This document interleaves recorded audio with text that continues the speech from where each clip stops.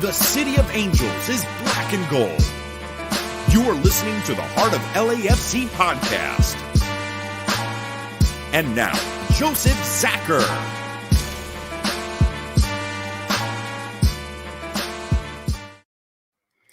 Greetings, Los Angeles. Welcome to episode 187 of the Heart of LAFC podcast.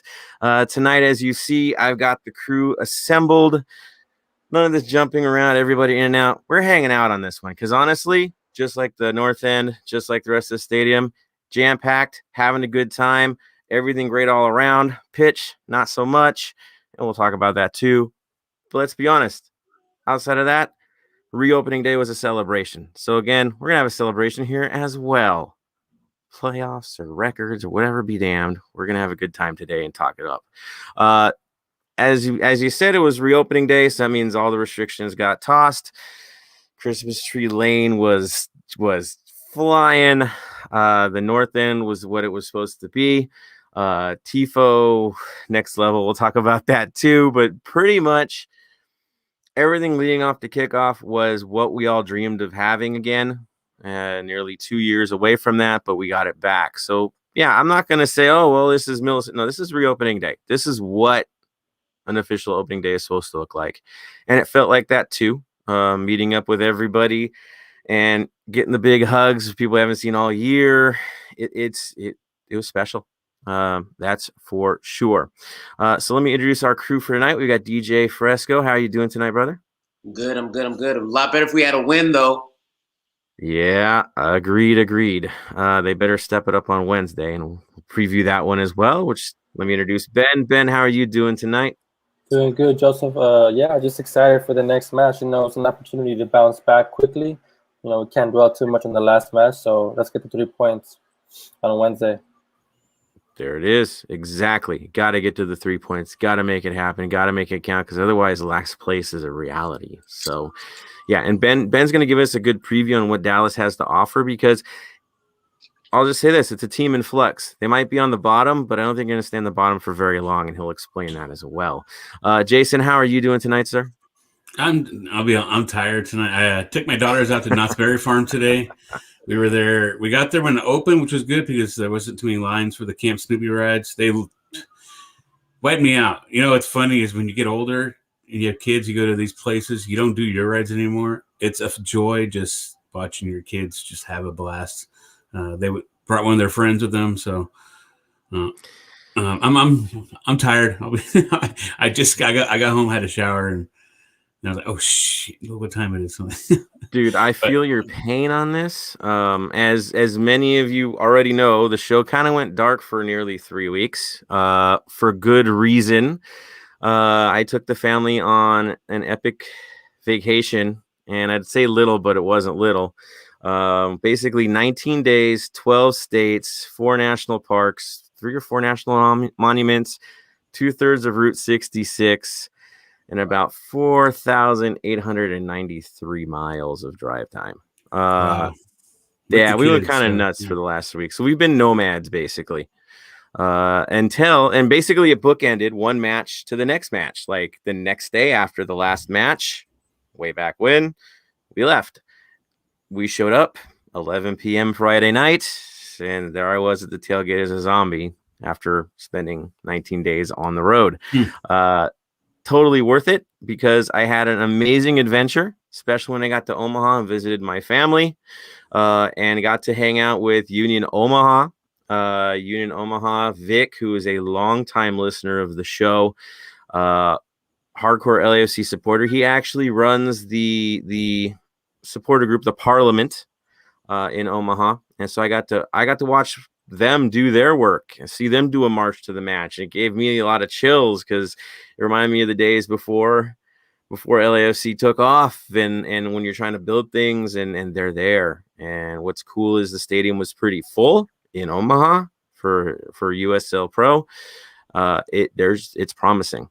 There were talks about potential stadiums that like their own. They're playing in a minor league baseball park. It was a trip. It was a trip just to see that middle of America, football is taken over. And so it was a great time out there. They were also beyond generous, and I have to throw this out there, but the crew gave me this really awesome Union Omaha jersey here. Love that logo. And right. Well, do you guys know who designed this logo? Guess who? Matt Wolf, the same gentleman that designed the LAFC logo. Wow. Okay. Exactly.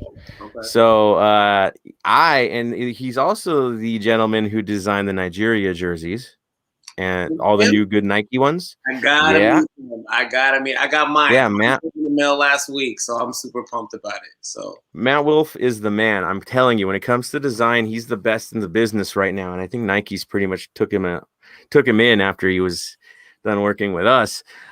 So he is honestly next level. And yeah, those Nigeria jerseys where they're like lions in London waiting to get them, those new designs, that's him. That is totally him. He's unique in what he does. And you can see here, like, I haven't seen a jersey that looked like that kind of look since like Borussia Dortmund in the highlighter days. So remember when you used to see the highlighter yellow rather than what they're wearing now from Puma that's a little on the boring side? It was like that color.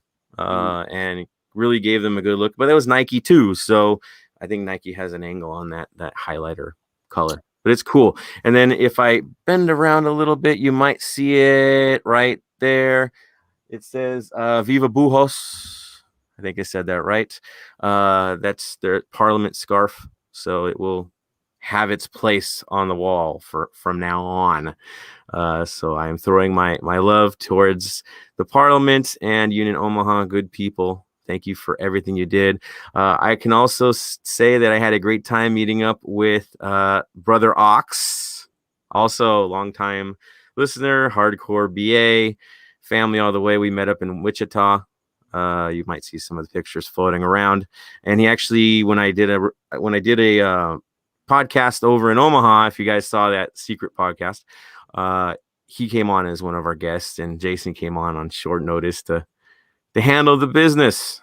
So it's been a good run, that's for sure. And now I'm home, back to doing what we do best in the studio, so I can actually do my homework and get the job done properly for all of you guys and make it work. Now, that being said, with the great celebration of running, going on the road, doing our thing, let's bring it back to our world of LAFC. And so I wanted to hand this one over to talk about the amazing reopening day in review. Before we talk about the football, let's talk about what's really like the story, because it is the story, is reopening day and all the unique things that happened. One thing that we wanted to bring up, of course, was the article by Bill Plaschke from the LA Times talking about the 3251, basically. How even though we're at full capacity, we'll never really feel like we're at full capacity due to the loss of Mo, our amazing vice president and a member who's pushed us so far forward in development. Losing him has been crushing. I will say that as, it will always be a pain in our hearts to know that he's not there, but it's also our inspiration from here on out, as we got to do him right. And I can tell you the TIFO and everything that we did this week, fingerprints of Mo. There's no doubt about that. So I know, DJ, I wanted to hand this on off to you to talk about what happened at the tailgate, because you were there for a much longer time than I was. Yes. And really got the full experience. So I'm going to hand this off to you. How did things go for reopening day, sir? Well, okay. So we did have games earlier this season, right, with the whole pandemic and everything. And it was great to just get back in the stadium. But I'm telling you, when I got off the freeway, we're exiting Exposition. And not only did I see the Banc of California Stadium, but I saw the tops of the gazebo tents and the easy ups of all the different supporter groups on Christmas Tree Lane. Like, it was three of us in the car, myself, my buddy, 2 James from D9U, and then my buddy, Robert Romo, who was attending his first ever LAFC game. And it was a tailgate on top of that. And we were telling him all of this like madness and all this amazingness. And you could tell he was excited for it, but he didn't really get it until he got it. And when we got there and you saw those tents and you saw everybody there, you heard the music, and it was like, I got there around like maybe 1-2 o'clock in the afternoon. Mind you, games at 8, there were people there earlier than that. And I wanted to shout those people out too, because some of them are coming from far. I know in BA we have our buddy Ernesto. He's always, planning the food and getting the guys out there. And he lives way out in Victorville. So that just goes to show you the commitment that a lot of these guys have. And, you got one tent that has, a DJ, another tent that's playing music, another tent that has that hired a banda. I mean, it's just so amazing to see everybody. It's like a gigantic family reunion. And I was able to trade scarves with numerous other SGs. So shout out to D9U for playing along. Lucky's out in Pasadena, they were great. I got to meet with their president and traded with him. Bad Hombres were there too. And TSG always shows us love. Cuervos, everybody. I mean, there's too many to count. I mean, there's too many to name. Both the main ones and the ones that you don't really see featured all the time. Other podcast crews were there. Philly Scarf, all those boys. They're always so hospitable, walking around to each table offering donuts, food, drinks, of course, because what's a tailgate without drinks? And it's kind of funny because if you think of any other situation where you're drinking all day and giving all that energy, you would think, how do you still go hard for 90 minutes during the actual game? But somehow we do it. So it was huge. But like I said, there's always going to be that kind of underlying kind of sadness a little bit, because that the person who is a huge reason why we are there is not there. And when I went over the D9U table, they had Mo's picture there. They were still, they were giving away his armbands and everything. I mean, I got like 3 of them. And it's just, it's crazy. It was just absolutely everyone was just so happy to be back. It was almost like a huge sigh of relief. And then to get into the stadium, setting up the flags and everything, and to look back behind you, because, we're kind of in the front, and to look behind you and see that there's no more of those empty spaces and social distance, and, you can't sit the first 3 rows off the field. I mean, that first Dale Dale Black and Gold chant, oh my God.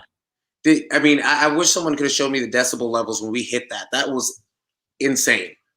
Insane. I agree. My voice was cracking from the first song because I just couldn't help myself. I had to keep up with the energy that the rest were putting in. Like, I couldn't be the guy that was the weakest link. Like, you don't want to be that guy. You don't want to be and you realize that we were going so hard that nobody cared about lasting the 90. They were just going to do it whether they shredded their voice or not.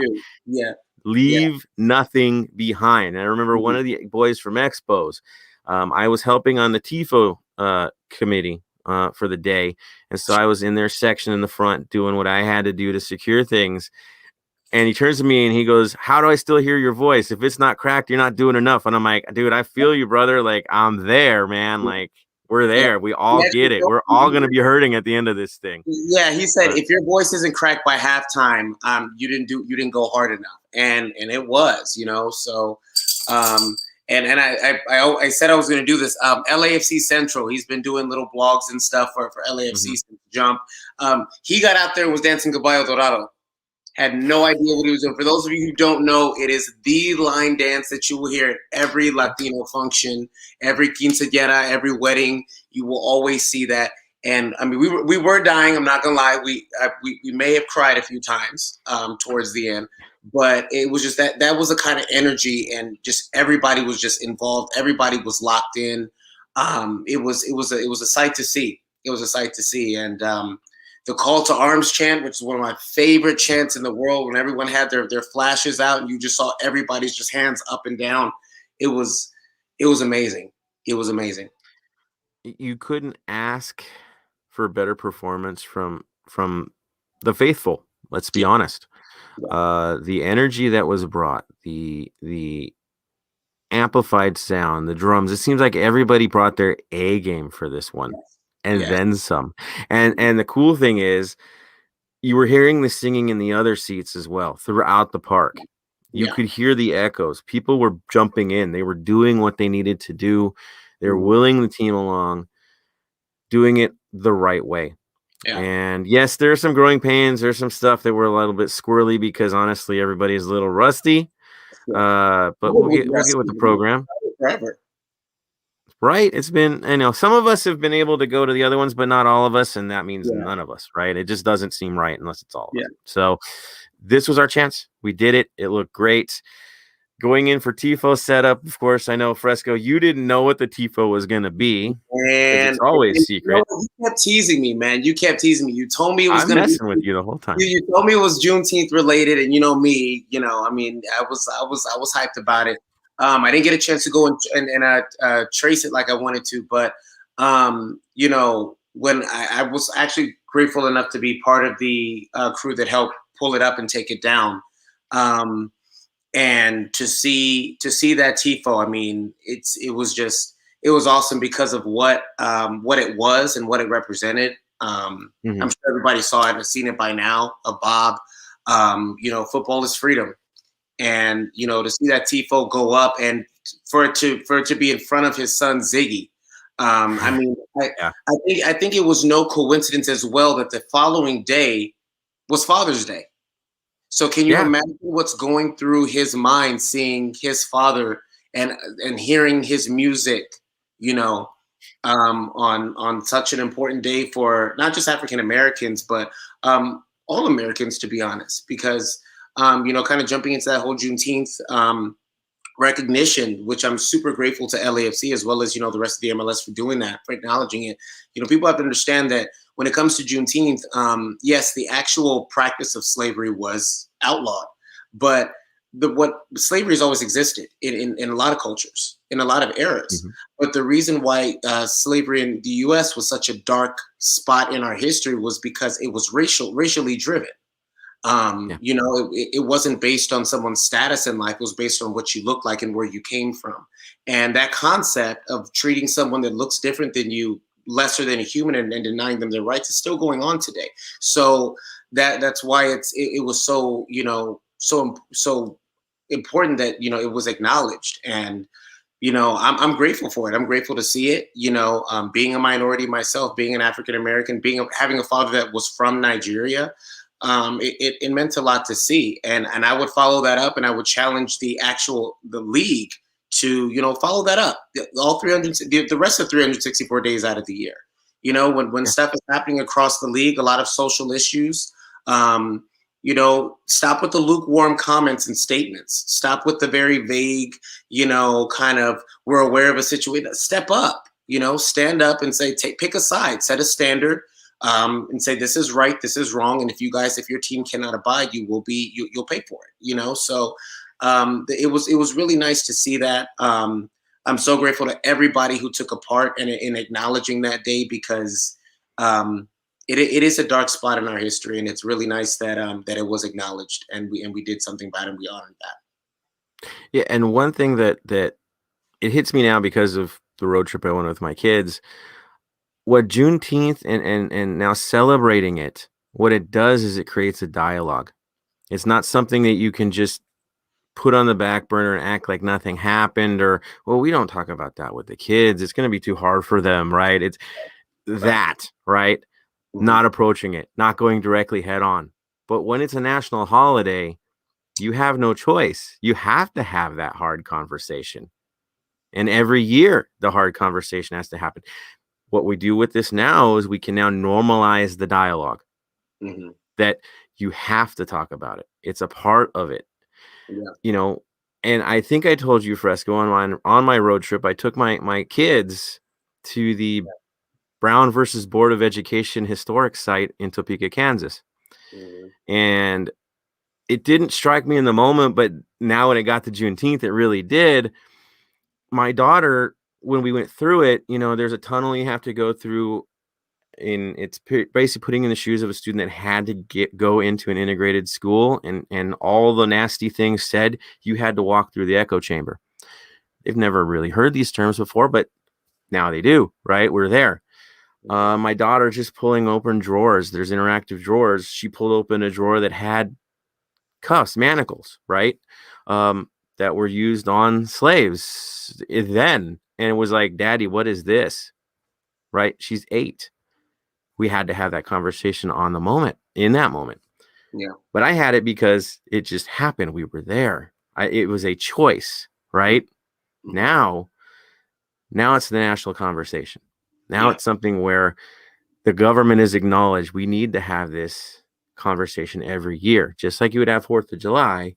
We're now going to discuss Juneteenth as a national holiday. So to me, it was critical that this happened on such short notice. It's so amazing the way it all played itself out. And to have the supporters on board throughout the league to push this as well through ISC. Now, we'll say give full credit to ISC.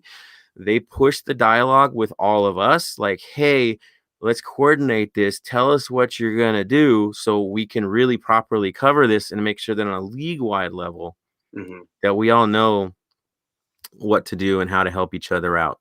And so I will say give ISC full credit. They have been on top of keeping the dialogue, keeping the activism going, and making sure that this holiday was for keeps. Yeah. You only get one first time. To get it right is critical, and they did. So I am, beyond it. And then just to see how the Tifo reaction happened with Ziggy. Now, you guys have to know that Ziggy Marley's actually worked with the club before. He's worked with the LAFC Foundation. He was, when they did the fundraiser, it was nearly 2 years ago, he gave a live performance at the event. He did a concert for the foundation on the field, right? So he has been connected with us before. This is not the first time he's been to the house, not the first time his family's been there, but for sure through and through he is black and gold.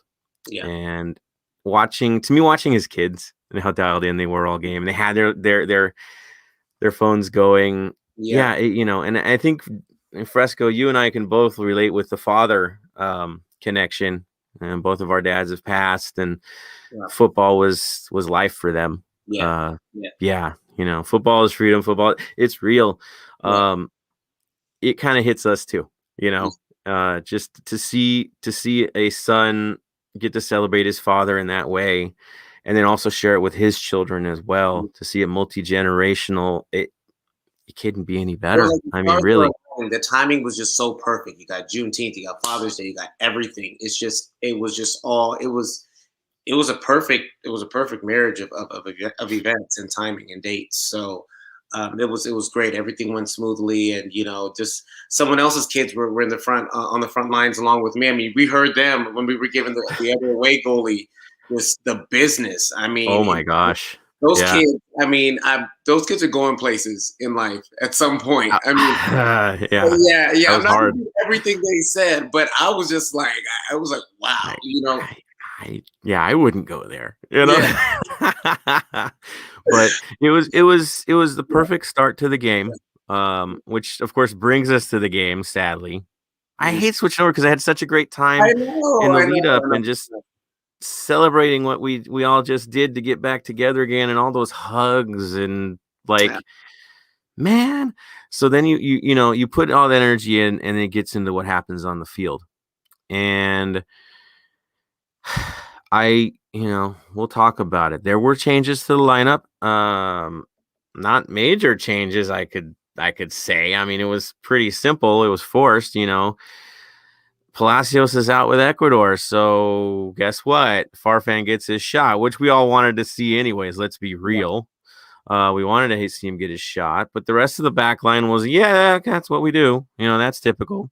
In the midfield, I mean, we all thought Kay might not have gotten the start because he played for Canada on a Tuesday, right? Why are you going to play him on short rest? But there he was in the starting lineup again. Atuesta and Cifuentes were where they belonged. We all know Cifuentes deserves to be the starter. There is no question anymore about this. Ben, right? You're agreeing, right? There's no question he should be the starter at this point. Yeah, I mean, he's earned it with the way he plays every game. I think he's been starting the last 3-4 games, and every time he delivers. I mean, I think this is the first time he actually got a full 90, so that was pretty good to see him get that. Yeah, all good for Sifu right now. Right, everything that we wanted to see from him, he's doing. The rest of the lineup was typical, right? The top line is the top line. There are no changes there. That's just how it's gonna be for now. So things kick off. They happen. Players start making the same errors that we normally see. Shall we name names? but distribution is not what it should be. I didn't. How long was it till we got our first shot? Like, did we even get one on goal in that first half? Like, it Almost like didn't we were feel like afraid it. to pull the trigger. I mean, there were opportunities to shoot, even a couple testers from distance, something. I mean, test the keeper. I mean, it was weird. It was like we would get up there, and then it was like we're trying to make all these extra little passes and stuff, and just losing possession. It's kind of like, come on, man. I'm gonna say it. I don't like Vela trying to be the creator this season. I don't like it. I don't see. I mean, I feel like what made us great those last couple years was, it was almost like you had to pick your poison with their offense. Yeah. Whereas now, Yeah. I mean, when you're zeroing in, I mean, obviously he's come back from an injury, and the question is, if he's still, if he's on the wrong side of 30, but I mean, he can still do a lot of damage. It's just, I feel like, I don't know, we need that person to kind of open him up a little bit. He's not that guy that's going to create and do all that, so. Well, it's really hard because we haven't had him consistent for nearly 2 years. Yes. Right? He had that knee injury against the Galaxy after the MLS's back tournament, which he did not play in. Mm-hmm. And he's not been the same player ever since. I think he had a good string of games in the Champions League, right? Which that was it. And he had a good rest before that. Could go crazy and can go back to an off season again. But in regular season play, we haven't been able to see a consistent Vela because he hasn't been healthy enough to be consistent. And now we start to wonder, now that he's technically healthy, are we sitting with a Vela on the wrong side of 30? And if that is the case, how does he transition his role within the lineup? Because he's still the most brilliant player on the field. I don't care who we're playing against. Exactly. He's still the best guy out there. He might not be the fastest anymore because of the condition, which of course then you changes your role a little bit. And is he being utilized within his abilities the right way at this time? It becomes, to me, the bigger question. Not that he's not doing the job. I think it's what he can do under the current conditions he's in. Yeah. Is he being utilized the right way in a 4-3-3 system? Are you building around him properly by having him helicopter back and forth? Like, it's the harder question. Like, do we change his role within to get the best out of everyone on the field, or we're just going to stay throw it? Right? That's the question. So it becomes the great expectations versus the measured expectations. Do we see him being the league leading scorer again? Obviously not this year. Is that something we're going to see again from him? Should we expect that from him, or should we expect something different from him? He is a leader. He has shown that. He's showing he's going to do everything he possibly can, and he's a very smart player. So we'll see what he does with this, but there's definitely not, it's not quite the same as what we've seen before, and it's expected. Yeah. Right? It's hard to say, but there's something a little different there. And does he have the right guys around him, as you say, Fresco, to get the best possible Vela that we can get in the moment? Well, then also, that's the hard. Rossi was kind of non-existent too. Like I only saw like maybe one or two real shot attempts from him. The most promising attempt, I think, was like late in the second half, where I mean I felt like he sprung free and he could have, if you put that ball like anywhere in the top corner, either or, gave it, that it probably would have won 2-1, but he drove it low, and their keeper was able to stop it, and I was just kind of like, man, like I think that was it. Like that was our chance right there. I mean, we were looking dead at it. So I mean, yeah, and you're like, there's this weird hesitation going on right now. I mean, Vela, we saw one game where he hesitated and kind of laughed it off with Rossi, and there's something not quite right. And then Corey Baird, who has been producing for us. I know some people are like, man, why does he always get this? Well, dude produces, so that's why he's always out there. He's playing the game, and of course, if Vela can't drag multiple players his way, Baird can't get open and do what he does best. And so he gets isolated. So we get this situation where we're a little too stationary up top. Things aren't shifting around. It's not looking quite right. I remember I turned to you and I'm like, watch, Jennings is going to come in for Vela. Remember that conversation? We're singing it, and I'm like, watch, dude, he's going to do it because you don't see another gear from Vela in this game. And Jennings has been really creative You know, they've earned him and Duke. They earned it. You know, with their yeah. work in Vegas, they earned it. You know, they earned the call up. And another head stumper for me was, where was Blessing? Like, It was weird, right? very weird, Yeah. because he's literally the game changer. He will literally give you a spark. I mean, with his speed and his heart and everything. I mean, if you want to talk about like an annoying fly just around that'll just open things up for everyone else to get their opportunities, that's the guy.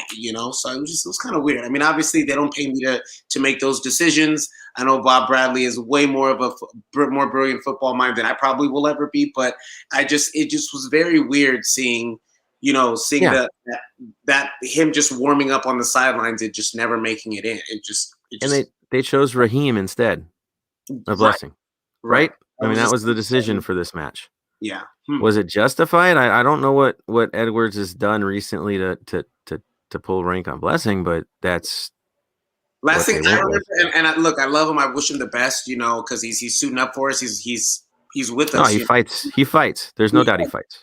I mean, it was kind of what he did make me so mad at that game against who did we play? Our last game, when we lost at home, where he had the ball right in front of the net and missed it. Now I'm just kind of like,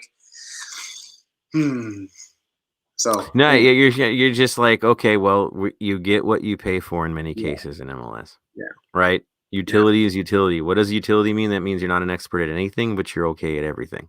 Yeah. Right. That's what that does. So it's hard. I mean, maybe Blessing's fatigued, but after 2.5 weeks, nearly 3 weeks off, nobody should be fatigued. Yeah, it's hard. It's hard. And again, credit to who needs the credit. I think we got a 50th minute back post tap in from Cifuentes. Again, he was stepping up all game. Yeah. Farfan defensively was fine, but offensively not getting the distribution I think everybody expected on the day. The back line, it seemed all right. I mean, Ben, how did we give up the goal again? Like, what was the nonsense that went down that way? There was like a 50-50 ball in the midfield that Murillo wins. So he passes off the ball to Bryce Duke. And for some reason, Murillo, decides to go forward and leave like space in the back behind him. Duke loses the ball in the midfield. We're caught off out of position and transition. Atuesta has the cover for Murillo in the back. And then you have Fafa Picault one-on-one against Farfan. He takes him on. And I feel like the whole play, it was just players like handing off responsibility to the other one. So like, oh, you got it. You could do it. You got it. And then that just kind of broke everything down. So I feel like it was a domino effect. And it all started with Murillo just, going up in attack for no good reason and just instead of playing it safe. So yeah, it was just a defensive debacle in all sorts. It was, and I have to say, it's criminal that Duke got punished as bad as he did for his error, because that's the only time he got stripped all game. Yeah. He was just past the half line, so you would hope that the guys could recover on the play. And they'd have to dig it out of the back of the net on his one mistake, because otherwise I thought he was stellar on the day. Yeah, I was agree. Like, the kid can pull strings. Yeah. What he did in Vegas, he brought to us. He got caught once, and it was the ultimate punishment. It cost us a goal. And I'm like, that's just sad. Yeah. I feel bad for him, because I'm like, dude, you make one mistake, and that's the one that gets dug out of the net. Yeah. Otherwise, it was a great day for him. Like, I was like, banner day, probably the best performance he's ever had in the black and gold. But one mistake killed us.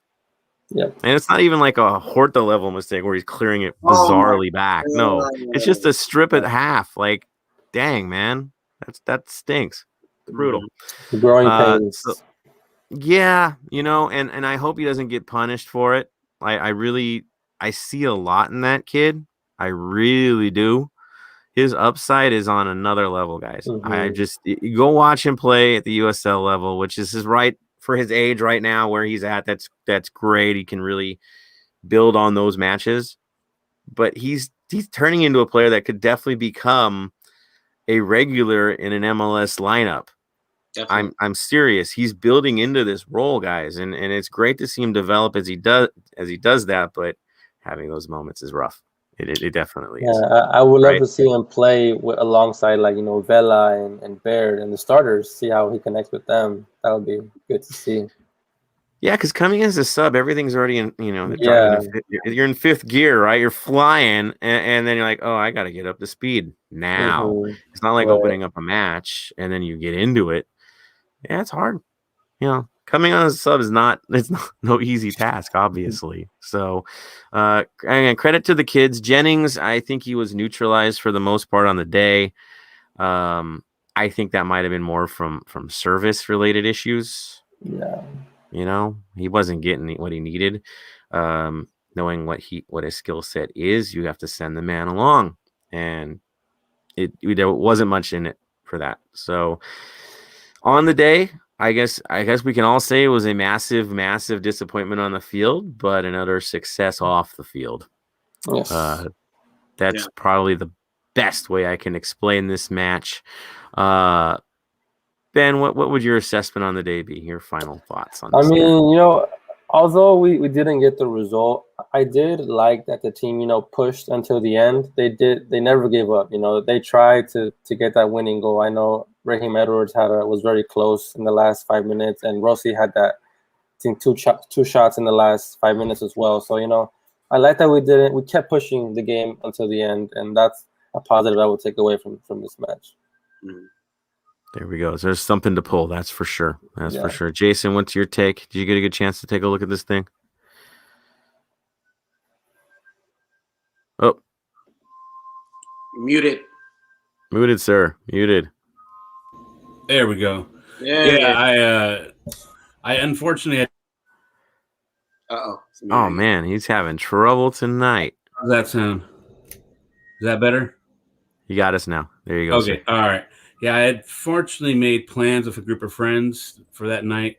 So I recorded the game, and then I got home from the baseball game. I was like, all right, can watch the LAFC game. And, have you ever DVR'd something and it just is choppy the entire time, and it just looks like it's on pause the entire time?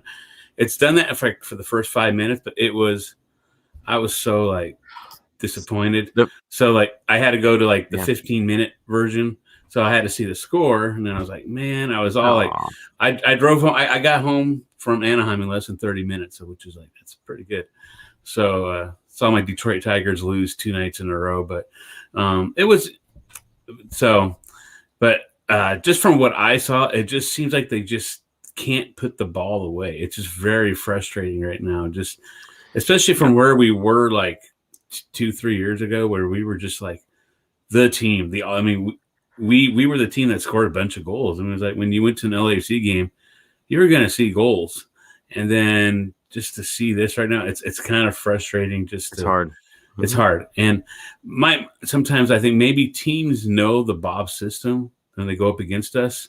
They're always going to have the 4-3-3. I mean, I think teams know the Bob system now. It's now they know how to go up against it, and it's been this is the 4th year, and now teams are kind of okay, we're playing LAFC. It's going to be Bob Bradley's system, and Bob does not change a thing.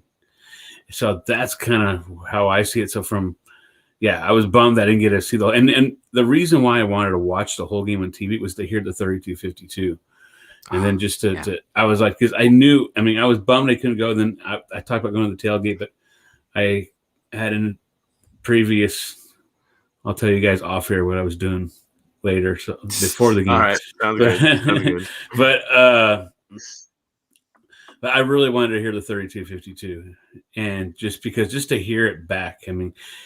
I heard so many people the 110 football guys, they did a post game and they interviewed tons of people after the game outside the stadium, and they were just talking about the atmosphere at the game, and they just said it was amazing. Even though we tied, we prefer a win, but they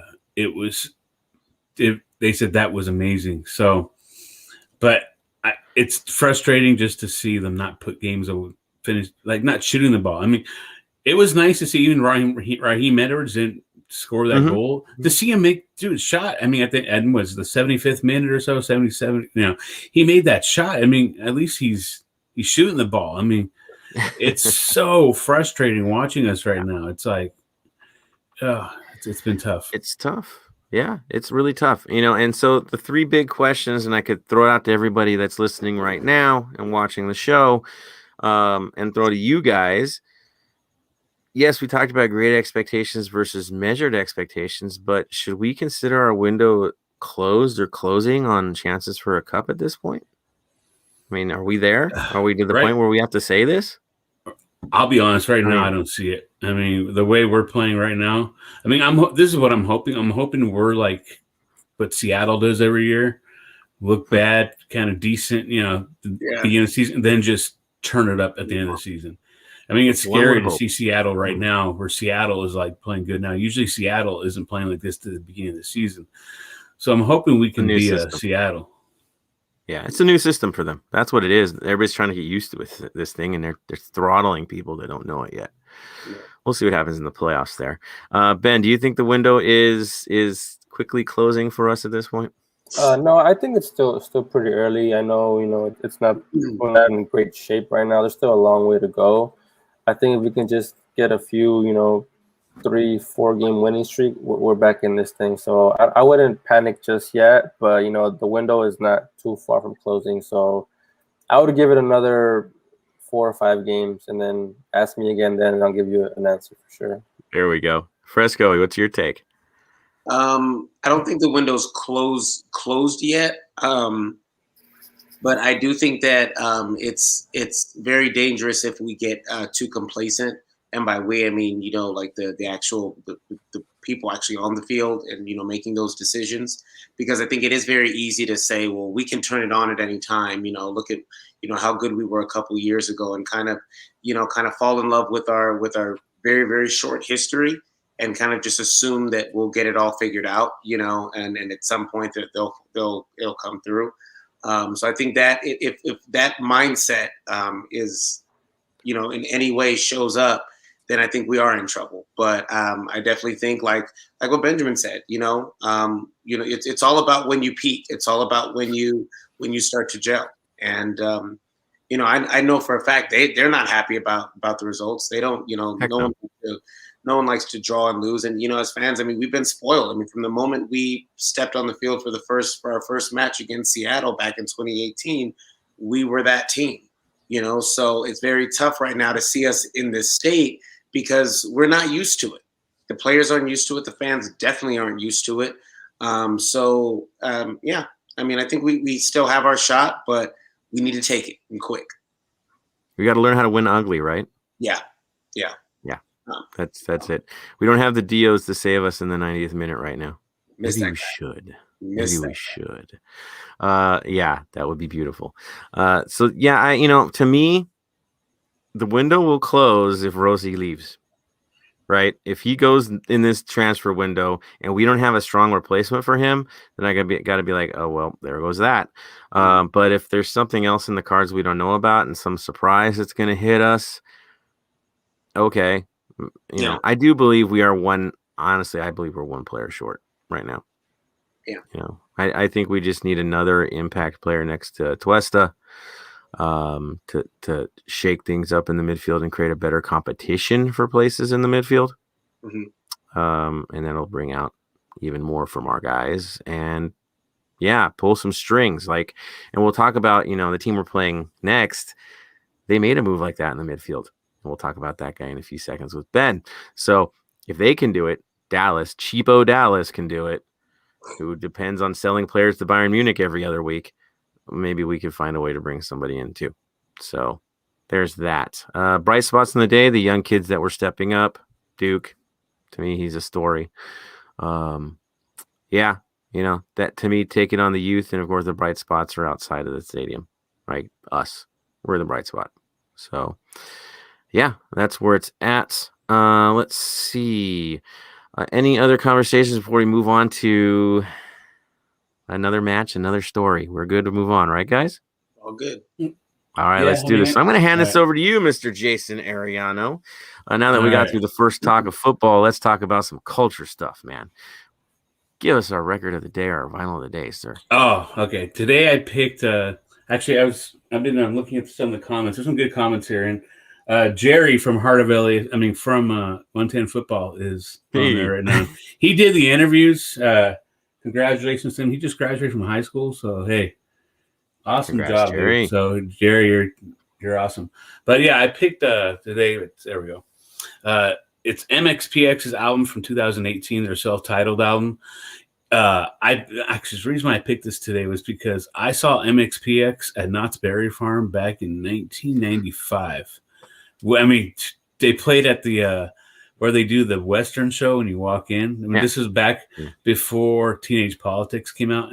I'm dating myself right now, big time. And but this latest, their album that came out a few years ago, if you like their album like Life in General or something, to me, it was their best album in like 20 years. It's a great album. There's a song on the album that really, what's funny is like the lead singer, he's like the same age. He's like a year older than me, but his life is kind of like me, got married around the same time, had kids at the same time. He didn't get divorced like me, but his kids are the same age as me. And so his, like a lot of the songs now are about like being a dad and like having life. And there's a song, it touches me every time I hear it. It's called Moments Like This. It's called Moments, and the chorus goes, it's moments like this that I'm going to miss when I'm dead and gone and I can't kiss my kids, where they look up to the sky and think about me. And there's times I hear that song and it brings tears to my eyes because it just makes me think of my daughters. So, but it's a great album. MXPX, I've been listening to them since like 93, 94, around 94. So, I think a lot of our listeners weren't even alive then. So I'm really dating myself. So I'm like, dude, this guy's been listening to music for that long. Yeah, it's a great album. Check it out whether it's on Spotify. I have it on vinyl. That's my. I bought it. It was on Kickstarter. I was one of the Kickstarter supporters, so got the vinyl and so. Dude, I think that was freshman year of high school for me, dude. Oh wow. Yeah, sorry. Yeah. I'm a couple years older. I think I'm a couple years older. So I think I saw those guys at like the Glass House, man. I don't know. That's ancient hits. I still go to the Glass House. Yeah. That's I have no idea what you're talking about right now. Yeah. I know we're dating. We're dating ourselves. Hey, I'm like 10 minutes away from the Glass House. So I'm actually October 22nd. I'm going to my first show back. October 22nd. Voodoo Glow Schools, DI. Dr. Strange Records is having his 30th anniversary show. Look at Fresco. He's like, I'm not sampling any of this stuff, man. Like, no. I might do it and throw you guys off one day. You guys would be like, well, but you would probably be the only two people that knew what I was doing. So. And I was like, I'm sitting there like, I should have thrown up mine, like Exodus, man, like Bob Marley, right? Like, throw that in as a vinyl this week. Like, come on now. That's our alternative. We'll call that the alternative, right? So, dude, I love MXPX. That was my era for punk as well, kind of, sort of, right? As high school years. They're still. Awesome. What's great? They're still around. The lead singer's got a cool podcast. It's I like listening to it. You gotta get him to the bank, man. Yeah, he still looks. That guy doesn't age. The other two guys, they've definitely aged. But the lead singer, Mike Herrera, that guy. Hey man, he's a good-looking dude. I gotta admit to that, man. Aging well. He ages very well. Yeah. There we are, man. Thank you for the record, vinyl of the week. Let's get some competition and some other styles in there. I challenge everyone. Give us some nominations. We can throw them out there as well. But yeah, man, it's much appreciated. And dude, the LFC Vinyl Club is like rocking it. So. Love y'all, everyone involved. So cool. Also, as we move on to the game, I just also wanted to give a shout out to everybody involved with the club that's creating these amazing movie posters. In case you've seen them, definitely look into it. Follow everybody involved. They're really unique this season. So I'll just say that. Do your homework. Check it out on Twitter and everywhere else, and follow the boys behind that. All right. So I did want to throw up one other thing that happened with me, the LAFC Fantasy League that's going on. Yeah, the Money League, guys. I'm still sitting in the second spot. Man, first place. Donuts is kind of pulling away with it. But it's all good, though. I actually got the swag from last month. So shout out to Martell Beard Company, who sent me beard oil. Dude, you found the right guy for the job on this one. Dude, it was called like smoke. So it's kind of like this humidor kind of smoky smell. I know it's not smell-o-vision, guys, but good stuff, guys. It's good quality stuff. So shout out to Martell Beard Company for the amazing prize. I actually won. Like, it's so cool. So I got to keep it up, though, because they're pulling away from me. I might not get to first place this season if I don't step it up. So look out for that, man. I'm going to put the work in this week. I know these games are coming up quick. Other things going on. Well, let's transition on. We got to talk about another match. We have a rare midweek match at home. I know. If you weren't happy enough and you haven't recovered enough with the voice, tough luck. You got to go perform on Wednesday as well. So bring it. Wednesday is here. That's why I brought in Ben to talk about what is going on with FC Dallas. So, sir, I'm going to hand this off to you. Let's talk some FC Dallas, man. Yeah, so they're currently in last place in the West. But like you mentioned earlier, they're not for long. They're winless in their last 5 games. Only one win this season against Portland back on May 1st. That was like week 3 of this season. Mm-hmm. They're 0-3 on the road this season, so that could be a good sign for us. They're not a very good road team. Only 1 goal scored on the road this season. They're not a very good offensive team, and they're kind of a little shaky on defense. But the good thing for them is that they are getting some players back. For example, Jesus Ferreira, he returned from injury in the last game against Minnesota. He was on the U.S. Olympic squad for the tournament they played in Mexico earlier this year. He's coming back from an injury. Paxton Pomykal also got his first start in the last match. He's played every game this season, but he's always coming in as a sub. Now he's apparently healthy enough to be a starter. And lastly, they just signed a DP, which you mentioned earlier, defensive midfielder Facundo Quinon from Argentina. Yeah, Quinon, 20-year-old defensive midfielder, and he made his debut last week. So, they're getting reinforcements here and there slowly. So I don't expect them to be in last place for long. But yeah, who's standing out right now? I would say Colombian Jader O'Brien. Him and Ricardo Pepi each have 2 goals for Dallas this season. And then also Pomykal and Ryan Hollingshead, their defender, each have 2 assists. So I feel like those 4 guys we got to watch out for. And also their striker, Francisco Jara, he's their DP. He does cause a lot of problems in the offense. He only has 1 goal this year, but he's a big body. He protects the ball well. He's good with his back to goal. So Murillo and Segura will definitely have their hands full on Wednesday night. Yeah, depending on how they used him, because I know for a while he was playing out wide in this match. They brought him in. Pomykal, I think he played only 46 minutes because they have other guys that need to get in the game that are now healthy. So it's very much a transitional lineup. I think the only thing that we could pretty much be certain of is it's probably going to be the 4-2-3-1. Yeah, I know that lineup, our kryptonite lineup, is what we're going to be dealing with. They're going to do the same thing to us again because honestly, they're terrible in transition, and the only thing they're really good at is counters under the circumstances. I know with better health, with players coming in, you could surprise us this match with a better performance, but they haven't had a lot of time together with all these guys being healthy, and the DP is only in his 2nd match. Now, I will say in the last match that they pretty much blew against Minnesota. I mean, they came back from behind, but the first goal was such trash. I mean, it was the new guy getting stripped at half line and then the transition just tearing them apart. Their center backs to me are a bit of an adventure. If you watch them, but I know that I guess their actual starter missed the match because he was getting a green card. Is that the case, Ben? Did you hear about that? Yeah, Bresson. Yeah, he got his green card now. Yeah, so he should be back for this one. And also Hedges also out with injury, so they'll be missing him as well in the defense.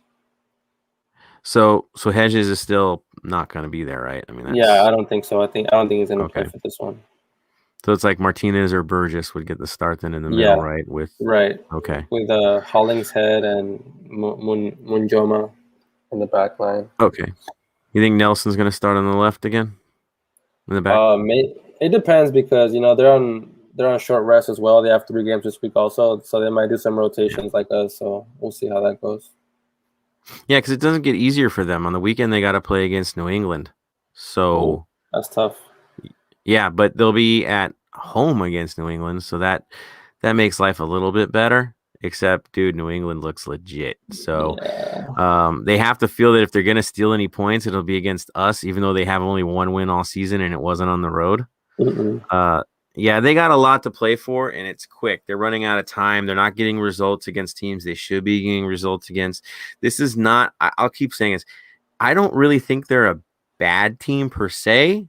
They're just a team that never has a full lineup. They've had a lot of injuries, call-ups. Like, they've got 5 guys getting called up for Gold Cup, and they're last place in the West, and they got 5 guys that are getting pulled. Like, you haven't got a chance. And then they got this other young kid that's getting suited by, Bayern, right? But he doesn't even play. You're like, wait, so he's good enough to go to Bayern, but not good enough to break your 11. And you're in last place.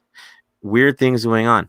Weird things. I got to think that what Luchi Gonzalez is going to be like, if he doesn't figure things out quick, he's going to be out of a job. I know how important he is in their organization and how much history he has, but dude, you can't sit on the bottom of the league. You have too much talent to be at the bottom. You really do. And it's young talent, but they have the talent to be better than where they're at. So definitely it's a team that has their backs against the wall. I just think for us, we need to be super careful in this match. They're not a pushover at all. But if we can get our cycle going, if we can keep the movement going, they really won't stand a chance against us. They really won't. It's just we have to get our rhythm. Our rhythm. It's about us. It's all about us, this match. If we perform right, Ben, I mean, you think the same thing, right? I mean, yeah. How much rotation do you think Bob will make? Like, do you think he'll make a lot of changes for this one, considering the match against SKC on Saturday? No, I don't. All right. Sorry, I don't. I just, when is he showing like the willingness to do rotation unless the hand is forced? Right. I love you, Bob, but I know they're not gonna be happy with that. I don't really care. I'm getting tired of it. I know the faithful are tired of it. Got to give people chances. You have to force competition, and we're not doing it yet. We're not. So you see the same starting 11 against Houston with this one against Dallas. Who wants to bet me a beer case starts? Would you guys even bet a beer on that? I actually will take that. I will take that bet. You think he's not going to start? I don't think so. It's very likely. Very likely I'm going to lose this bet. I feel like if there's any game that I would use, it would probably be this one because look at this. We have he just got back from playing internationally, gets tossed right into the starting lineup. Now he's playing again on Wednesday. Then you've got another game on Saturday. I'm like, and then this is against Dallas. So I feel like if this is. I feel like this will be the game to get him some rest. I feel like it. I don't know. I'll take that. I'll take that bet. Just let me know now what your favorite beer is, but I'll take that bet. Well, I'll keep playing the Shiner since we're playing a team from Texas. The Shiner just continues to flow. Thank you, Jason, by the way. Yeah, the Shiner continues to flow. So if that'll be our bet, okay? Right back. Do you think it's gonna be Tristan or Moon, guys? I think Tristan starts, but maybe Moon gets like maybe 30 minutes, not just like 10 or 15. That's my take. You? That's it should be Moon for the sake of rotation because we're going to Kansas City.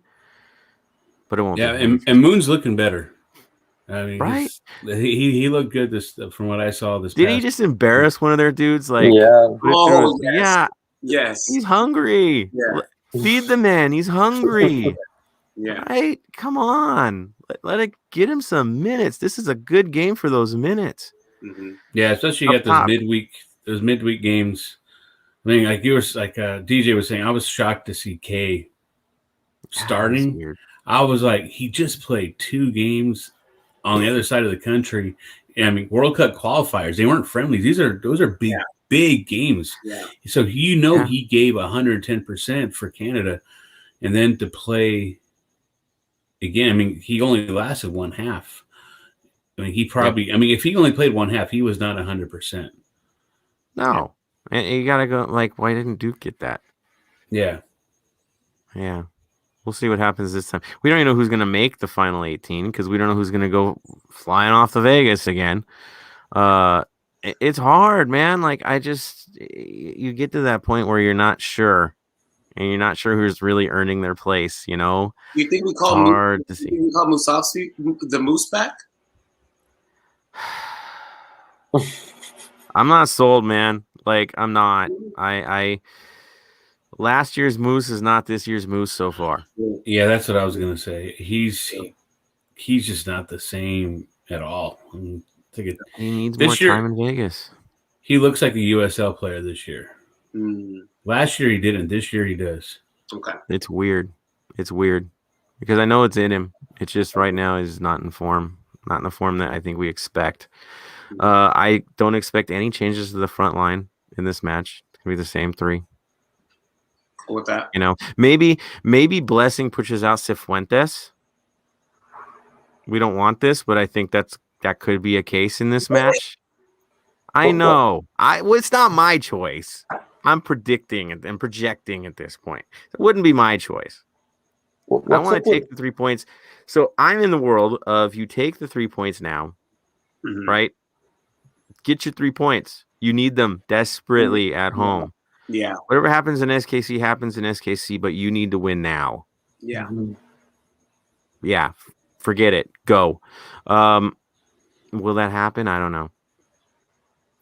You know, I really, my confidence level in the decision making right now is not at its highest because I shouldn't be predicting with Fresco as a teacher exactly what Bob's going to do before he does it. If I can figure it out, that means everybody else in the league can figure it out. Yeah, everybody knows what Bob's going to do. Even the minutes when the substitutions are going to happen, I'm starting to hit those right, and that's just scary, guys. Because that was very scary. I'm not going to lie. I was like, hey, listen, let's just get out of here. You just go ahead and pick the next lottery numbers, bro, because this is this is getting ridiculous. Yeah.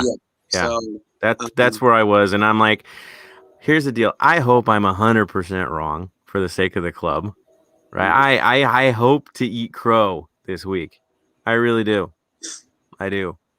Do I think I will? Probably not, but I hope I do. Prove me wrong. Get a little wild there, Bob. We'd love to see it.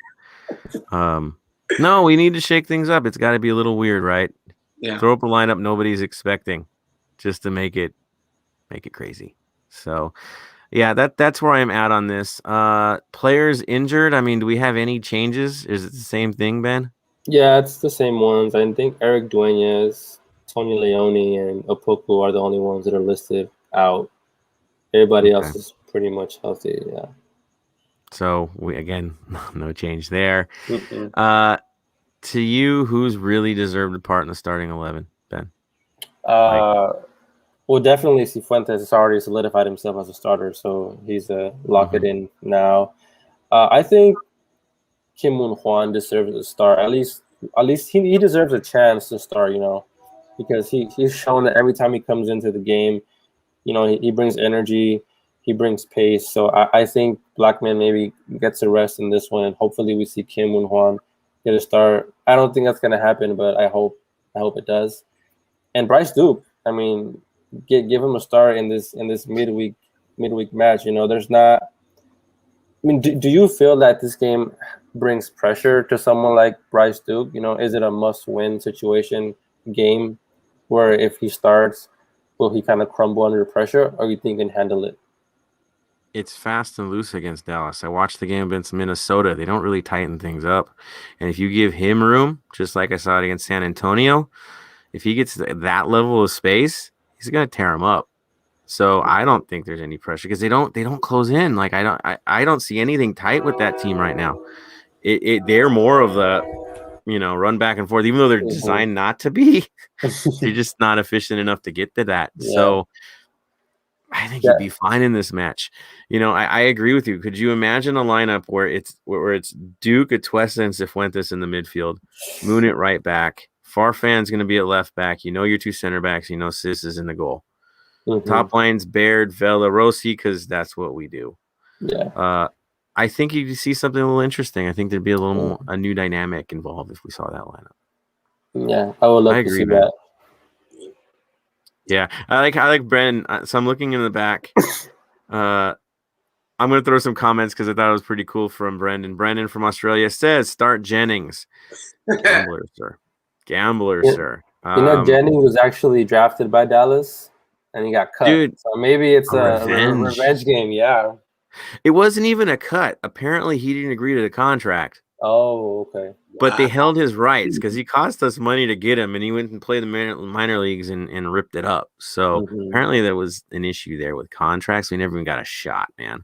So it'd be cool to get Jennings into the lineup, Brendan, because he'd be angry, and angry is a good thing. Good. I like what Hooligan Ox says. Duke will show what he's made of. I think he will, too. I really like what Duke's bringing this season. He's going to be the story if we get him more time. Yeah. Agreed. Mark Lopez is asking, is Moon still not match fit? Or why isn't he starting? He's explosive and quality. I agree with you, Mark. I don't understand at this point. I do, from what I'm seeing, I'm not seeing a guy that's hobbled or slowed down. He seems like he's in it. He went and played for Korea and had no issues there, right? So I don't know. I think he's there. I'm on Ben's like bandwagon here. The man needs minutes. Good call. Jerry from the 110 says we need to take some risks. No, yeah, we do. Absolutely, yeah, you do. Because you know what happens if we lose this week, guys? We could be in last place. That ain't LAFC. So glory goes to the risk takers. That's what got us where we're at, right? As the challenger club. Agreed. Brendan, crazy like Vela in goal. Crazy like a hole in my head. No, thank you. No. Though he'd try because he's Vela and he'll do anything for the club. Yeah. Let's see. Vegas don't have a midweek exactly, so we can pick anybody we choose. Good call there. Brendan mentioned some minutes. Fresco, the surprise guest. Yeah, I didn't announce it, but dude, like I think we were in the stands and I'm like, hey Fresco, want to come on this week? And it was like that. So because dude, he's my brother and I'm back home and can finally have everybody back on again. So you don't know how much work Fresco does in the background for Black Army and the faithful. Dude, brother all the way. By the way, those TIFOs are heavy as hell. I just need everybody to know that. I did not realize because you think, you got about a whole bunch of us pulling those strings and stuff, and it's fine. When we took them things down, man, I felt like I was on American Ninja Warrior, man. That thing, everybody who was involved in that, man, shout out to you guys. That is work. So, and that's just a small part. You had the people tracing, painting. They had to practice it. They had to see what went wrong, what went right. I mean, they don't just paint this thing and then bring it to the match on game day and hook it up. I mean, it's a lot of work that goes into it. So there's a lot of, if you ever worked in production or any sort of, even if you worked in your school play, all the moving pieces, so shout out to everybody involved and that do this every week, Matt, day out, so it's huge. Huge shout out to Gil from Cuervos. He is the director of TIFO for the 3252. He's the one that had to herd cats and make this thing happen and do a midweek paint job. Like during the day in the middle of the week, how hard is it to find people? And he's finding people. I will say that we showcase the management or the magic, but not the machinery, right? Mm-hmm. In this case, the machinery needs to be focused on because I can tell you that TIFO was troublesome. Up and down. Like I got drafted in at the last second because I've done a million of these things and it's the fam, right? You're going to do whatever you can for the cause. This one was a troublemaker and it took all hands on deck and a lot of experienced people to get it up and get it back down and keep it straight from becoming this madness, because it was catching this is probably one of the hardest ones we've ever done. So especially on the short, like, midweek setup, it's just it's rough, right? And then when you do breakdown, it's even harder because you have to take it all apart and carry that bad boy out. So shout out to everyone involved in the painting process and everywhere, because you guys, it's hours and hours of work for something that's only going to be up for a few seconds, to be honest. Yeah, but it's a moment that in memory lasts a lifetime, and that's why we do what we do. Just ask Ziggy, and you see his reactions, and it's real, guys. So shout out to everyone involved. It was absolutely amazing. Any other comments from the crew as we move forward here? Ben, I wanted to throw one thing at you. Who needs to step up in this match to get us a result? Carlos Vela. I mean, he's been a little slow as of late, but also, teams are double teaming him, I think, sometimes. So credit to the defense as well. They're kind of figuring him out. But I think he needs to, maybe instead of, having the ball on his feet, make some runs or create some movement off the ball, let the ball go a little bit quicker. You can't dribble and run as fast as you used to. You gotta play a little bit smarter. So I think he has to step up his game big time. And another one I would say would be Corey Baird. He kind of struggled a little bit in this last game. And the chemistry between Vela and Baird hasn't been great, in these last few games. I would say just getting those two involved in their respective positions would be great for this one.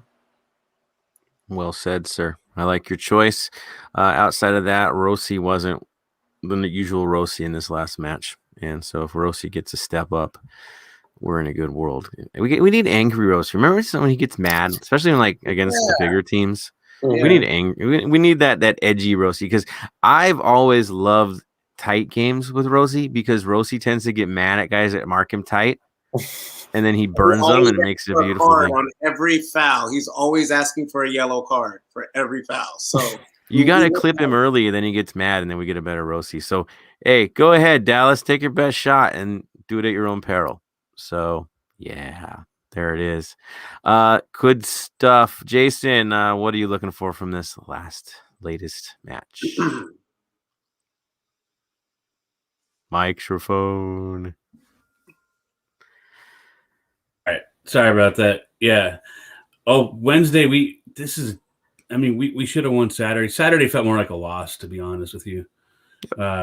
We need those 3 points, especially the re-home opener.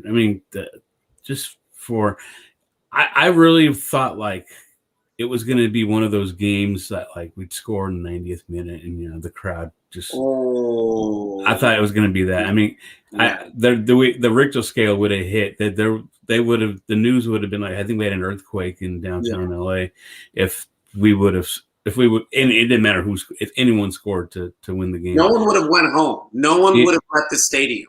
Yeah. Oh. Yeah, and Wednesday we need the 3 points, man. I mean, to get 1 point against Houston at home, it's disappointing. I don't see play. Yeah, they're not a playoff team, right? Do you think Houston's a playoff team? No, they're we're better than them. We are a better team than them, and it's so frustrating to watch right now. Where we know we're better than this. We know we're better than our record shows. We know we're better than our last 2 games we've had. So they need to come out strong Wednesday. And I think Ben mentioned Vela. He is our best player. He needs to score. I mean, we need something. Yeah, it's been very frustrating. So imagine if he developed a minor back to goal mentality. I'm going to hold this ball and drill it to my wings. Wouldn't that be a wild dynamic if he was able to just kind of switch that up? Mm-hmm. Mm-hmm. Nobody's expecting it. They're expecting the turn and shoot, right? That's Velaland, or cuts it across you and then hangs it. But if he's like, no, I'm going to distribute today, that might throw things again. Something a little bit off, some little change, just to find something, because right now it's predictable. Fresco, what are you looking for in this match?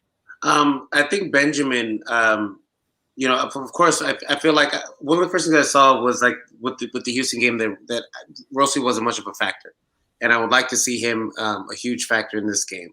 But the thing for me is, I like seeing Vela when he's making runs off the ball. And I remember looking at you and telling you this during the game on Saturday. We all bashed Brian Rodriguez and everything, but he wasn't even if it was just a distraction. He was able to make a lot of moves up and down the wings, and when you're doing that, it kind of frees up, your Velas and your Rossis and your Dios and whoever's in the front, So I would like to see him kind of put himself in a position where he can do what makes him great, and he can get those shots to the top corner and bring the ball over to his left foot. He may not be accelerating past defenders like he did back in 2019, but I would like to see, them set up some runs where, he can kind of get the ball in a situation where he can attack right away and keep these defenses on their heels, because it's there. When I see him, moving, you see it's not the same Vela, but you don't feel like he's just done. He's still Vela, but that's kind of what I want to see, and like Jason said, I just want to see 3 points, man. Right. Like, I just want to see 3 points. I want to hear that chant at the end of the match. Like that's what I want to see. And it's like you said, we just need to win now. To make a basketball reference, sometimes even if it's a layup, you just need to see the ball go into the hoop once to get yourself back into that rhythm. Let some of these players see that ball hit the back of the net a couple times and just let's get it done. Let's get it done. We're with you. We're behind you. We're not jumping ship. I always said the year we have a subpar, lackluster season, that's when the 32-52 will really show that we are legit and we're not plastic and we're not fake. And this isn't the dream start that we're all accustomed to. So we're here. We're still going hard. So can't wait to see us get those 3 points. I'm hopeful. Till death, right? Till death do us part. Yes. This is our club. I don't feel like dying anytime soon, so let's go. Exactly. It's forever. That's the supporter mentality. It has to be. And honestly, the harder it gets on the field, the tougher the situation, that's when you get just that much louder. Mm-hmm. So just ask Seattle when they couldn't even hear their presentations after our big loss. That's us. That's what we do. That's what you're supposed to do. You don't abandon the team. You question. You should question. Always question. Because if it's for the health of the club, question it. That 100%. That to me is support. You're not a cheerleader. You're a supporter. So you have a right to call things out when they're not right. You have a right to demand better. You will hear me in your ear second half. Be ready. And you're going to hear me. You know me. Yeah. Making terrible substitution like calls, and then they happen, and like, oh, okay, right. But we're there, and I'm not going to stop singing. Nope. Fun fact. I also want to shout out Houston's keeper. I think what was his name? Maric. Yeah. He was a good sport because we were giving him the business. And most keepers, because of how much we're like literally like 5 feet away from these guys. They're walking up. They're totally ignoring us. He was looking dead at us like, all right, and we right before Sifu's goal, we called it. We were like, a goal is coming. A goal is coming. It's gonna. And right 2 minutes later, we put it in, and he looked dead at us, and we're pointing at him like, we told you. So that's what we do, and I can't wait to do that again on Wednesday, man. I'm hyped. Like that's. Dude, that's he had an inner rage. It was good. Yeah. He had that competitive fire, and that's fine by me. Yeah. I kept giving him hell about the Colorado mistake that he made. Like I couldn't help myself. Yeah. Never forget that, sir. Good stuff. Good stuff. All right, so I'm going to go to comments from our amazing faithful asking the hard questions. We'll do a few more of those, and then of course the final thought of the day from my panel tonight, because dude, love hearing everything you guys have to say. So here we are. Oh my gosh, Brendan. All right, I'm going to go up a little higher up. All the way up to, I'll give a happy one first. Oh, they're messing with you now. Mark Lopez says, DJ Fresno. Are you Fresno now? What is that? DJ I don't Fresco. know. I've never been to Fresno though, but what's up, Mark?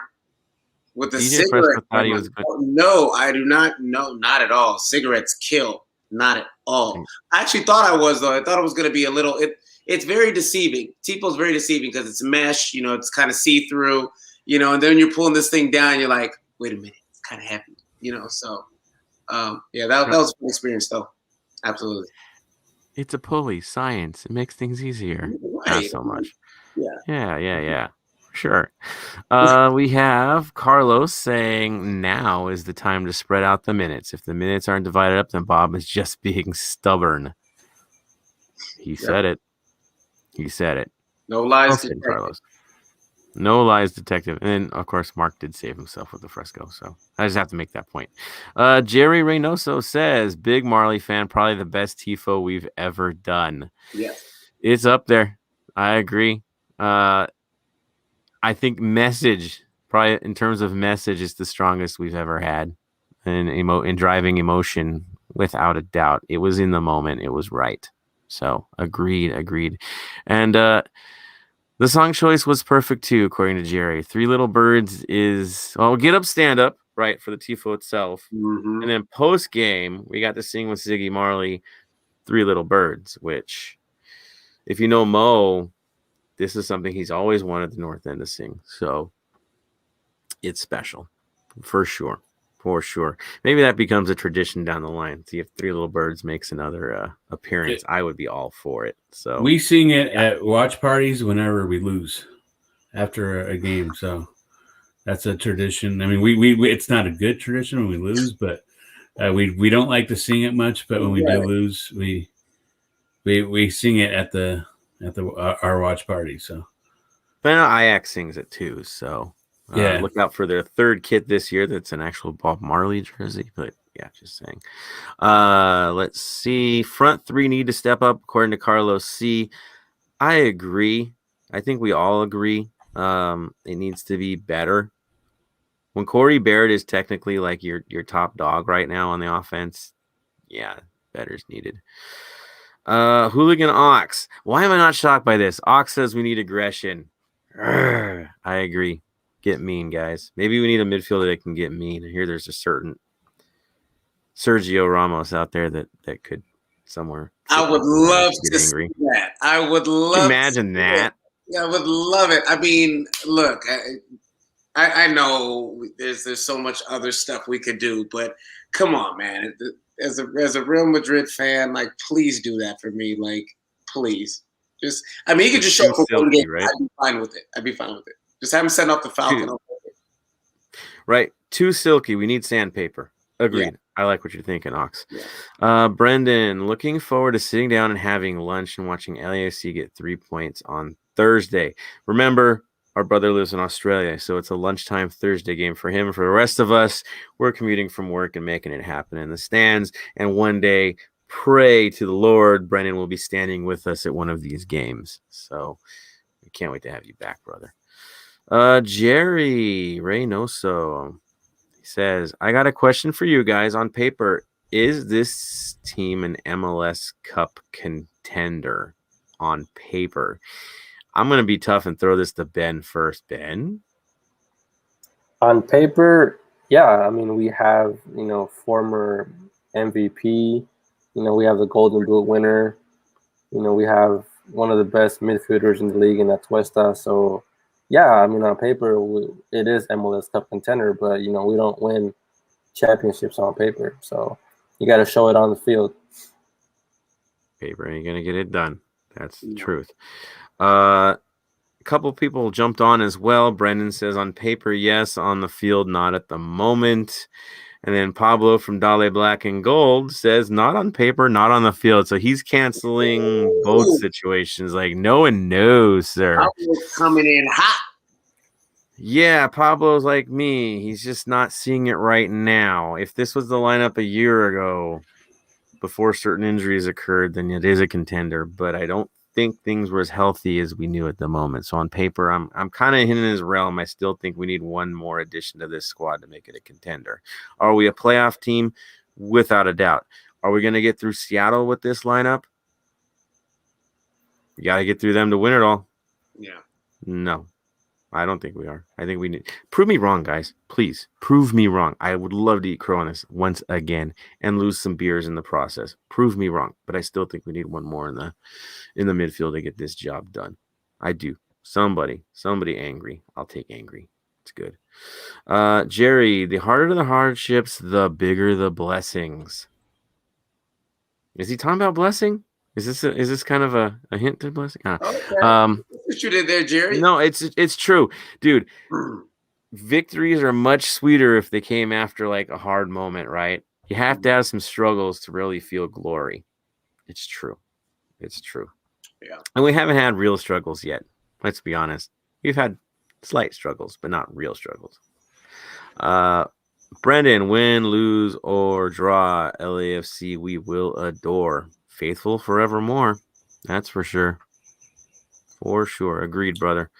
I like this one. Oh, interesting. Mark. The SIG is a reference to Higuain saying he thought he was going to be able to play in MLS with the SIG in his mouth, but it's much harder than he expected. Dang. Yeah, it is. Because his team ain't nothing. Right? They're not going to do anything this year. Right? Am I wrong in this? Like Miami, Yeah. they can give them 6 DPs. They're not going to do anything. So, whatevs. Brendan, think LAFC will have a new team in the development league. We didn't discuss this. Yeah. I know it's a good one to discuss. Yeah. It reminds me of the Bundesliga a little bit and like their second teams. The Bundesliga sides, most of them play in the 3rd division in Germany. So it's kind of feeling like we're kind of doing a little copycat stuff again. We really love what Bundesliga does in all measure. I'll be honest. They do. So it kind of feels that vibe. Will we have a team in the development league? I hope we will. That would be cool, but it sounds like we're really, really locked into Vegas for now. We'll see what happens afterward. I would prefer it. Any takes from you guys on the development league? I like the concept. I kind of think it's kind of like our happy medium of having like the whole relegation situation. You have your players that are still getting chances to play, and you still want to see more of because it's just only so many spots available. Only with the rules and everything, and conversely, there's also so much talent out there that you really want to see develop. You really gotta turn over every rock, and obviously, we're really trying to make football grow, and especially in this country, which has come leaps and bounds already compared to where it was, a couple decades ago. And we need stuff like this. We need to get these kids out there and give them an opportunity to play in as long as it's competitive. It needs to be competitive. They need to be being taught the right things with the right coaches, they need to get the right, staff and front offices and stuff like that. And as long as they're being taught correctly and as long as they're getting out there and getting those opportunities, I'd love to see that, There it is. Good call, sir. Yeah, no, they need quality minutes. That's for sure. And this is a good chance to do that with a familiar opponent because it'll be mostly MLS teams they're playing against. So that's good stuff. Hard question from Carlos. What do you think Bob can do different to turn this around? Be willing to move people out of the lineup that aren't performing. Right? That builds accountability. So that, if your midfield's not getting it done, switch people in and out and make it happen. If somebody on the front line isn't getting it done, they shouldn't be looked at as like gods that can't be touched. Sit them. It's fine. For us, we're going to be like, what did you just do? But honestly, you have to build accountability. And so shuffling things for the sake of pointing that finger might be a good thing to do. So Agreed. Good stuff. What, you guys have any other thoughts on what Bob can do? Yeah, I mean, pretty much right. Yeah, you got to be willing to admit when something isn't working, and You can't get too attached to things. And I'm not sure what's going on in his head. I'm not there at the practices. You know what I mean? Some of these players probably just killing it in practice, and then for whatever reason, when the bright lights cut on, maybe there's stuff that's going on. Maybe he sees a side that maybe we don't. But yeah, you got to be willing to know. And I know it's tough sometimes, because a lot of these players, some of these players have been rocking with us since 2018 to 2019. So they understand, Bob's language, his system and everything. But if it's not working, when the points are on the line, then you got to be willing to kind of switch it up. So the team that adjusts best wins always. And that's what that is for. Yeah. Adapt or die. Right. So, Ask Seattle, right? Yeah. Totally switching things up for the sake of the changes. There it is. We got some confidence coming from Mike Mote. LAFC wins 3-1 this weekend. Let's do this. With it. I'm with it. Boom. I like it. 3 beer showers on the day. I need a shower. That sounds great. 3 beer showers are for me. I dig it. Brendan, if USL are smart, they will have all MLS 2 teams playing for 0 points for the rest of the season and push hard to show they are they're the pro rel of USA football. I'm just going to say this. There's a better chance of merging with Liga MX than there is going to pro rel. I just don't see it. I don't see it. Too much money, too many billionaires involved. They don't want to lose the money. So, and you have to buy into the league. You don't earn your way in the league. So the whole model is different. Pablo says, I would rather have LAFC 2 than Vegas. Where is identity if we keep going around supporting USL teams from different cities and different colors? I will say, yes, a player playing for the black and gold through and through, I think you'll see more out of them than then switching into a confetti jersey every other week. Good take, It Pablo. feels almost like... Mm-hmm. Yeah. Yeah, good take. Good take. Brendan, USL should show that there is pro rel in the USA. Yeah, I guess. But she can still buy her way out, I think. So, yeah, we'll see what happens there. They need to show that they can keep teams in the league for more than 3 seasons in the USL, not folding up and stuff like that. So, yeah, it's tough. Mika says, Bob can't seat the players that aren't performing because at this point he already lost control of the team. It's more than obvious that players aren't backing him up on the field. I don't know about that yet. I think some players might be if they're half the foot's out the door already. But no, I think there's a competition for places and guys want to keep their jobs. I mean, it's MLS. Where are they going to go after this? So, right, the USL, and nobody wants to do that. They're in it still. I think some guys are getting frustrated though because they're not getting rewards. Like if I was Moon, I'd start getting frustrated. Right? Certain guys should be frustrated because they're putting in the right minutes, but they're not getting it. So, yeah, I get that. Mark Lopez says the keeper went from our shakiest position to our most solid with Cisniega. Good take, sir. I agree, man. I don't even worry about goalkeeper anymore. We're good. Yeah, for real. And honestly, there was a save he made that we could have easily lost that game 2-1. There was a dope save that he made, and I think it was the second half where I was just kind of like, whoa. It was like point blank, and I was like, man, dang. And then I just saw him punch it over the bar. I was like, thank you. Yeah, he bailed us out a couple times. Yeah. It kind of makes you wonder what would have happened if we would have just put all of our energy behind him from jump. I mean, obviously Tyler did a lot of good things for us, but when it was kind of like that iffy, kind of we're dealing with Tyler, we're dealing with Pablo, we're dealing with Tyler, we're dealing with Pablo, then we bring in Vermeer. I wonder where we could have been at if we just said, Pablo, you're the dude, go to work, it's your job to lose, Yeah, grind it, kid. Yeah. Right? That probably would have gotten us farther, to be honest. In hindsight, right? In hindsight. Of course. But yeah, he looks like the starter and Romero looks like a good understudy because he's putting in decent minutes for Vegas. So I'm okay with the 2 that we have. I am. I'm okay. I'm not looking for goalkeepers. I think we all know what we want next. So we'll see how that plays. Carlos C. It seems like the rest of the league has figured out how to play against Bob's system and he won't change. I could be wrong. It's just how it looks from the outside. Hey man, it's how it looks from the inside. I gotta say, You're like I said, if I can predict yeah. if a school teacher can predict when your subs are gonna happen, who's gonna sub them, and what minute they're gonna come in, and be accurate for like 3 games in a row, come on, man. Like that's not. Yeah, sorry. It just there's gotta be more in this lineup, right? I mean, something to shift around. Like I say I'd it's like like to see a a glass shake. ceiling. It's like a glass ceiling watching these last couple games because it's like you know that there's a whole nother level that we can get to, but for some reason we're just not getting there.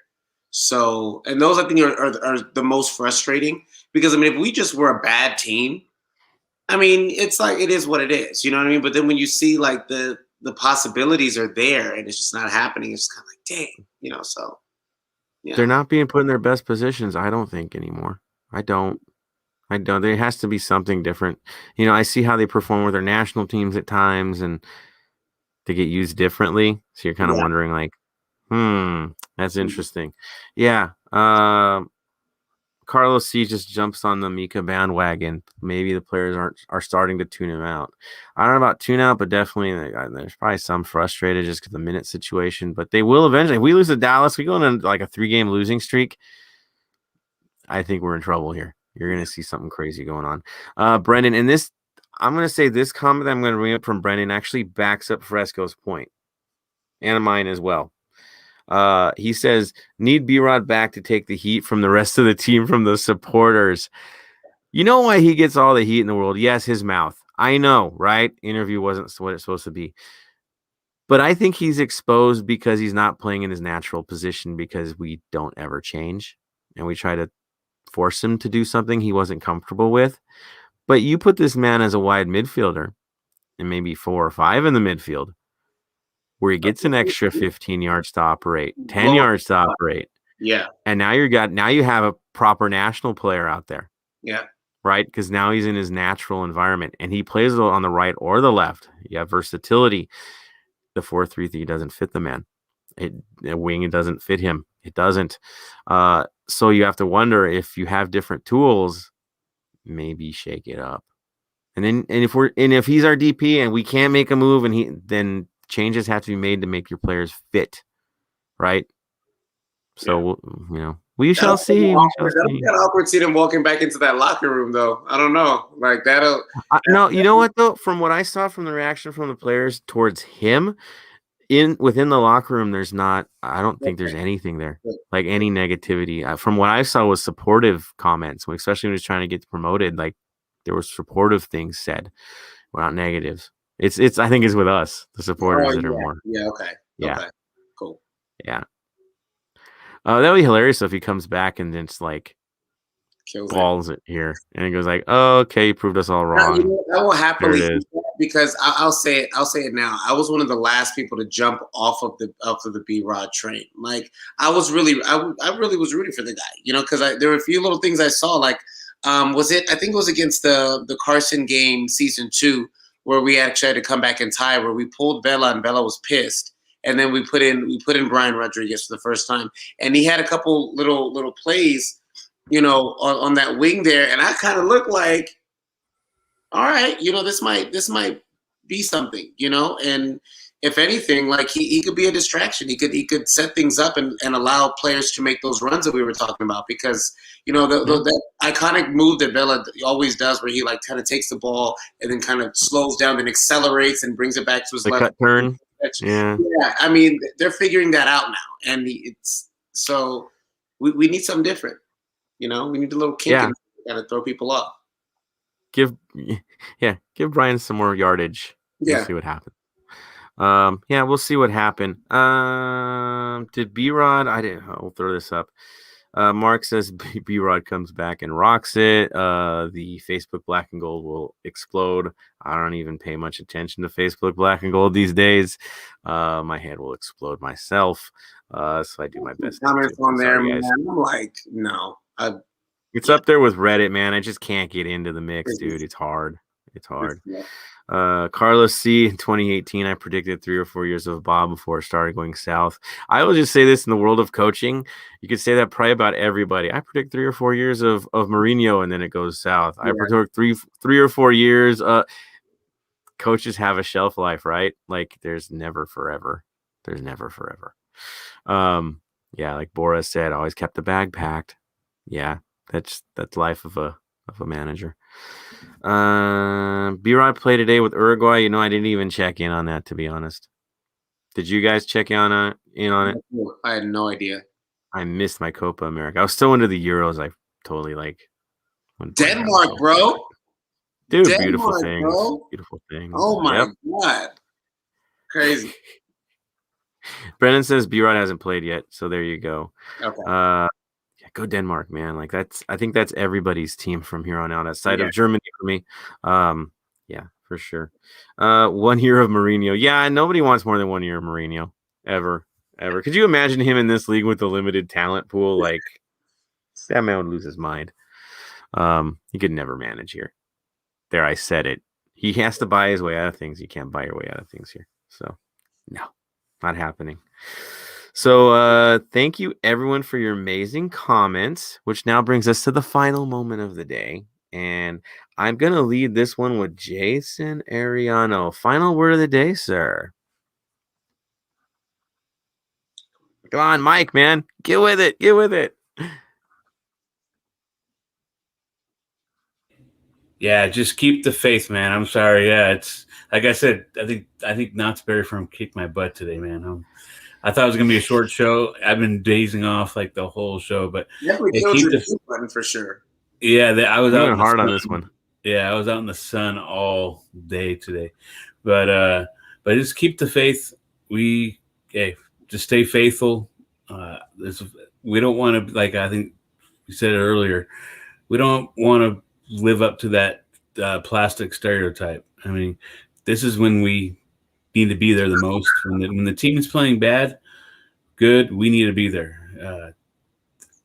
I mean, fortunately, I've supported many bad teams in every sport, so I'm kind of like immune to this. So it's like, hey, so just keep the faith, everyone. It's the team will rebound, and this is a good team. We know what this team has.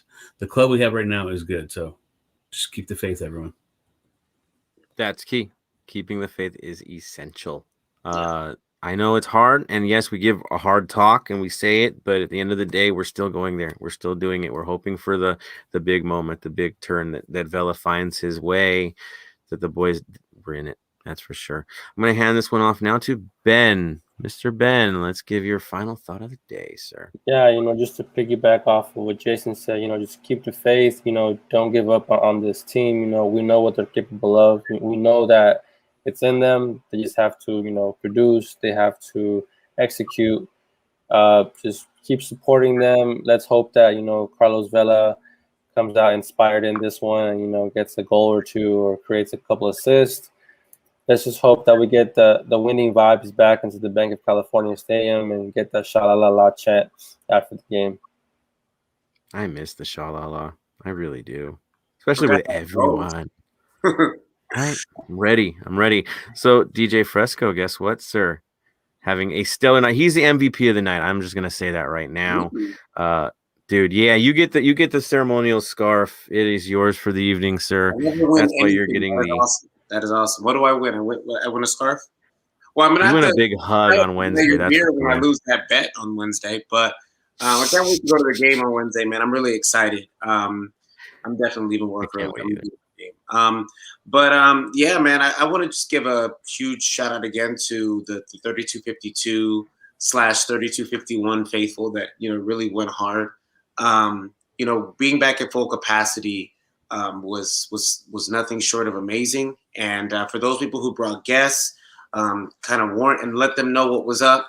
Sometimes, when you have people, they don't really understand the culture, don't really understand what it means to be back there and going hard for 90 minutes, 90 before the 90, the actual 90, and then after the game. Sometimes you see people back there kind of just, not really giving it their energy, kind of on the phone and stuff like that. But for the most part, everybody came and they brought it. Keep that up. We're not plastic. We're not doing this for the clout. We're not doing this for the show. We feel like we're part of that team. We're their 12th man. So Mhm. when you leave a game, you should feel like you played in it. With beer showers on you, and stuff like that. So keep that up. Keep that same energy, man. It's an honor to join those rings with you guys night in and night out, and I wouldn't rather be anywhere else. So yeah, let's do this. Let's get this win on Wednesday. Couldn't say it any better, my brother. I'm telling you that's the truest words right there. Is we got to bring it all. We got to do what we got to do.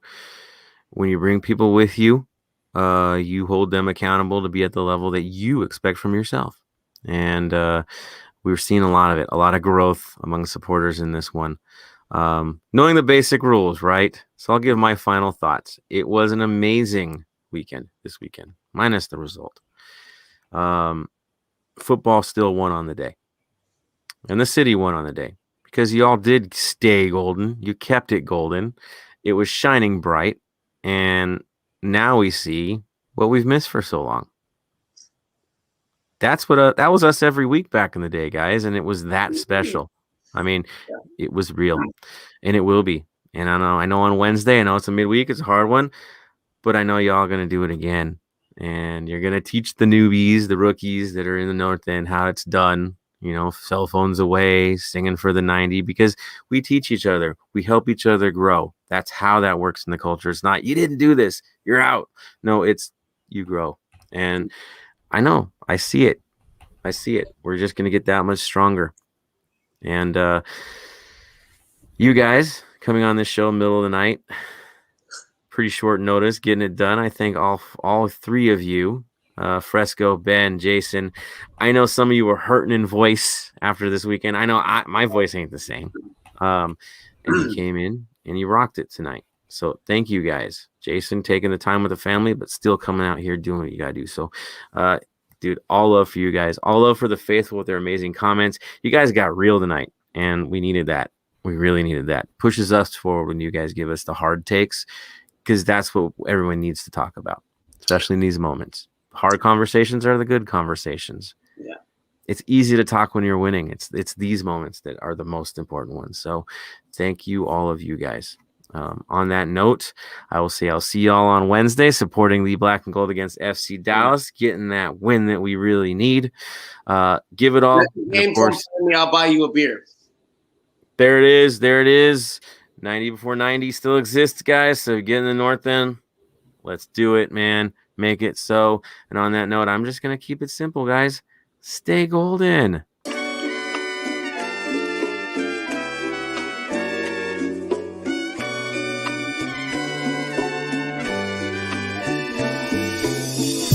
Thank you for listening to the Heart of LAFC. Make sure to leave us a rating and review on iTunes or Stitcher. Shoulder to shoulder, the Black and Gold is taking over.